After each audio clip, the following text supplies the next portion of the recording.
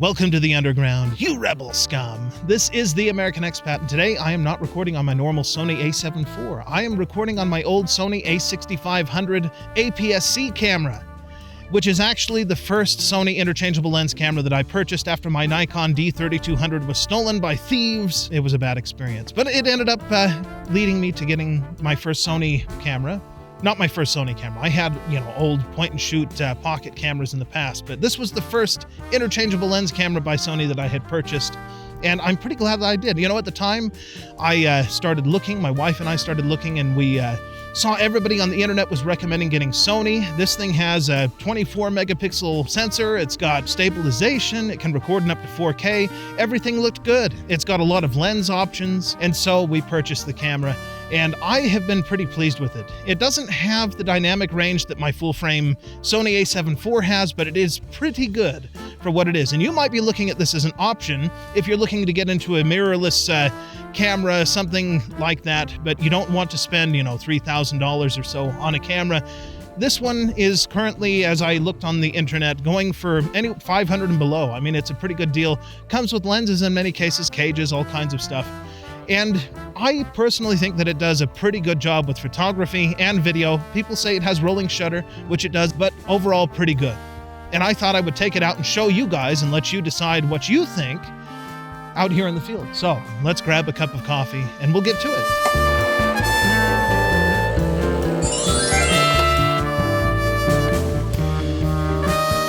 I have to say it, this thing is performing better than I remember. Just look at the island in that shot. I'm gonna have to stop to take a photo.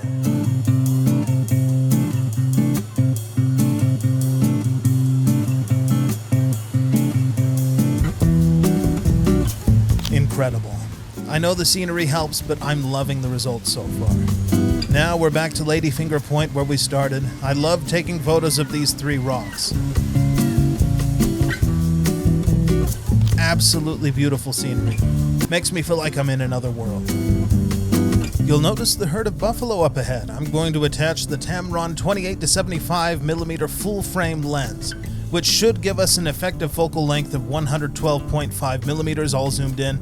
The a6500 uses the same E-mount as its full-frame brothers and sisters. It effectively increases the focal length of the lens by 1.5 times. Just look at those buffalo. National Geographic quality. Now let's say goodbye to the buffalo herd and head over to another of my favorite spots on the island, Buffalo Point. This spot has some of my favorite views. Well, the ones that don't require hiking over a mountain peak in the snow.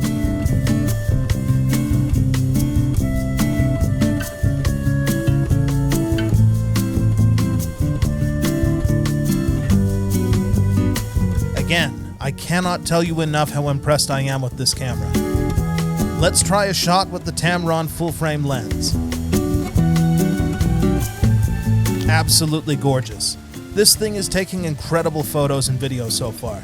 Now let's switch to the Sigma 16mm lens made for APS-C cameras. Notice the lens flare. I love this lens. I wish I had a full-frame version, if they existed. It's time to leave the island in search of other scenery. I'm so impressed with the video coming out of the a6500. I have been reluctant to use it since getting my a7 IV, but this looks great. There's a lot of snow coming down on the other side of the mountains, so we're heading through the canyon to explore more with the a6500 in the Ogden Valley. So far, we've talked about how well the camera is performing. Now, I wanted to talk about some of the weaknesses, the main weakness of this camera, if you're going to be trying to do filming, and that's rolling shutter. Now, if you have the frame rate set really high, everything is going to look like it's made of rubber, jello, something like that. Anyway, I wanted to showcase that. Yes, it is a problem.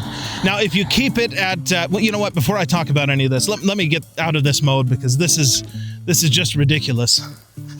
All right, the rolling shutter is off.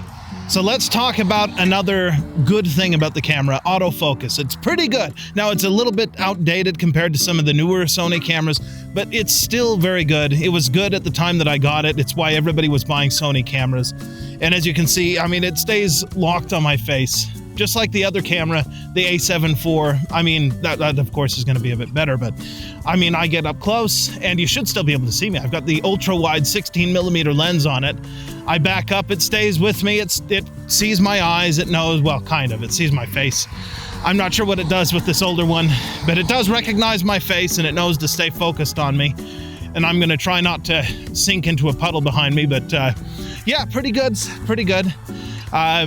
Yeah, let's move on to taking photos and that sort of thing, because so far this is turning out to be even better than what I expected as someone who's very familiar with the camera and has had it for years. It's doing pretty good. You'll have to let me know what you think. I mean, other than the rolling shutter situation, but beyond that, yeah, it's definitely a very usable camera, even today. There is another drawback to the camera that I wanted to point out as I'm out here in the snow, and that is the lack of a flip-up screen. Now, it does have a screen that flips up. It's just it can't flip up far enough that you would actually be able to vlog with it. I guess you could plug in an external monitor. It can connect to your phone, but the video is so slow that that's pretty much useless. I mean, you might be tempted. You might say, gosh, it's such a lightweight, compact camera. It'd be perfect for just setting it in your hand and walking around vlogging. Of course, the stabilization is not all that great. Yeah, there's a few drawbacks to that. Now, I'm using a very wide lens. That's another thing. So I'm relatively certain that I'm actually in the field of view. But with the lack of the flip-up screen or fold-out screen or whatever, it's really hard to tell. Like I said, 16mm lens, I'm probably in frame, but without all of that, it kind of loses. Yeah, compact size, whatever. Not very good for vlogging. Now let's try some vintage glass. I took this with an MD Rocker X 50mm f1.4 lens. The effective focal length is 75mm. Now with the full-frame Sony 35mm f1.8 lens, this is effectively 52.5mm. Look any better? Now let's try the same game with old Optimus Prime here. The first one is with the Rocker 50mm lens. Does it look vintage? Now with the modern 35mm full-frame lens, does the modern tech make a difference? Which is better? All right, well, I guess we better button this video up. But before I did, I want to mention something here. I know that an interchangeable lens camera like this can be a little bit intimidating if you've never used one. If you've just used your phone or something like that and you're looking to get into photography, you look at all those dials, you look at the lenses coming on and off, and you might think, I don't think I'm going to be able to use this camera. Don't worry. Don't worry, there's a setting on here, automatic. It has a pretty good computer brain in the camera, so that if you point it at something, it's going to have a pretty good idea of what you're trying to accomplish and take beautiful photos. And as you decide you want to move beyond that, you can switch it to scenes mode by turning the dial to the little spot that says SCN, and then you hit the function button on the back, which is the little button that says FN, and you can choose if you want to take, let's say, a portrait photo of yourself or somebody else. Just put it into that one, and guess what? You're going to take a beautiful photo of somebody's face or whatever, and it'll look awesome.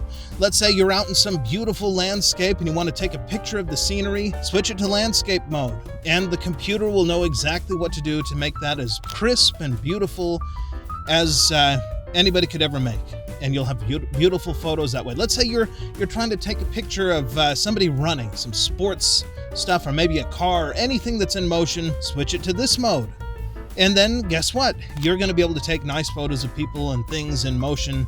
They'll look great. Let's say you want to get close up to a flower or something like that. Switch it to macro mode. And once again, you're going to take beautiful photos of close-up things like bees or flowers, and they'll look great. Oh, and you probably noticed something, and I don't want you to be alarmed by it. The menus on my camera are all in Japanese. Your camera, if you purchase an A6500, is probably not going to be like that. Mine is that way because we purchased it in Japan. That's right, it is a JDM model, the Japanese domestic model, and there is absolutely no way to change the menus into English. Believe me, I've looked into it, and you cannot do it. But on yours, it will have options. It'll be able to have whatever language you need it to have that is available on the camera.